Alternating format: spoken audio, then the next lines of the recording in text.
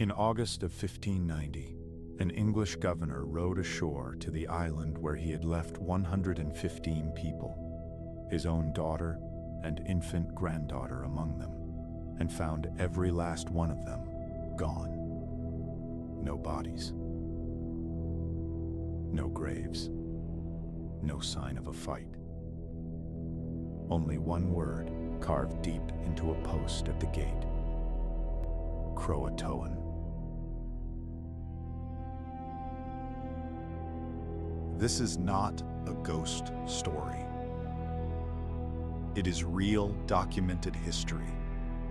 England's first attempt to plant a colony in the New World, and it ended with an entire settlement of men, women, and children simply gone.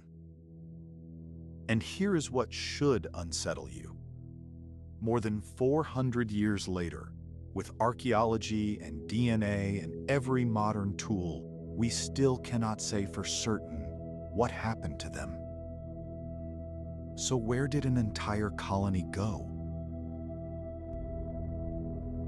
It began in 1587. Sir Walter Raleigh had sent a fleet across the Atlantic to build an English city in a land they called Virginia. Leading the settlers was an artist and mapmaker named John White. Their real destination was further north, on Chesapeake Bay. But according to the accounts, the fleet's pilot, a man named Simon Fernandez, refused to carry them any further. He put them ashore on Roanoke Island and left them there. 9 days later, on the 18th of August, White's daughter Eleanor gave birth to a baby girl. They named her Virginia Dare, the first English child born in the Americas. A grandfather now had every reason to keep these people alive. But the colony was short of food and supplies, and the local situation was turning dangerous. So the settlers begged White to sail back to England for help. He didn't want to leave his family. In the end, he agreed to go. Before he left, they made a plan.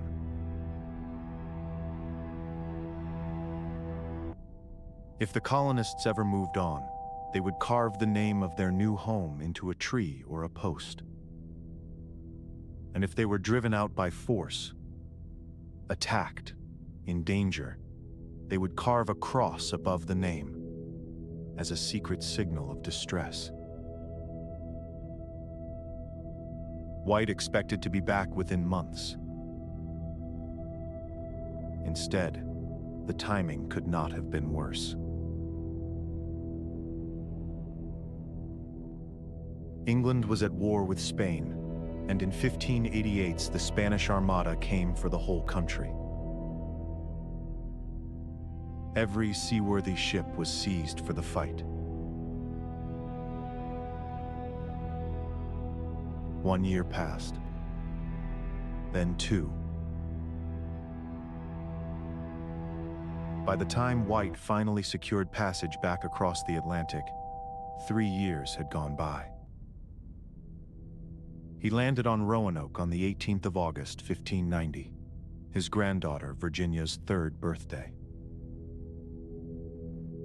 As they rowed in, White saw something that gave him hope. Smoke rising from the trees. And as he came ashore, he called out. He even had a trumpet sound familiar English tunes, so the colonists would know friends had come. Nothing answered but the wind. What he walked into was stranger than an attack. The houses had not been burned. They had been taken apart, dismantled, timber by timber, and carried away. And around the whole site, someone had built a tall stockade of tree trunks, like a fort. There were no bodies, no graves freshly dug, no scattered arrows, no scorched earth, none of the wreckage a massacre leaves behind. The The colonists seemed to have packed up their entire lives and walked off the map. And then White found the message. Carved into one of the main posts of the palisade, in fair capital letters, was a single word: Croatoan. On a nearby tree, 3 more letters had been cut into the bark: CRO. Now remember the plan. A carved name meant they had moved on by choice. A cross above it meant danger. White searched that post and that tree, and he found no cross. No cross at all. Whatever happened here, the colonists were telling him they had not been driven out. So White knew exactly where to look. Croatoan was a real place. An island to the south, today called Hatteras. It was home to the Croatoan people and to Manteo, a native man who had sailed to England and back and was a friend to the English. It was the one safe destination they had. White wanted to sail there at once. He was so close. But that night, a violent storm tore in off the Atlantic. Anchor cables snapped. Ships were damaged. The crew, low on food and water, refused to stay.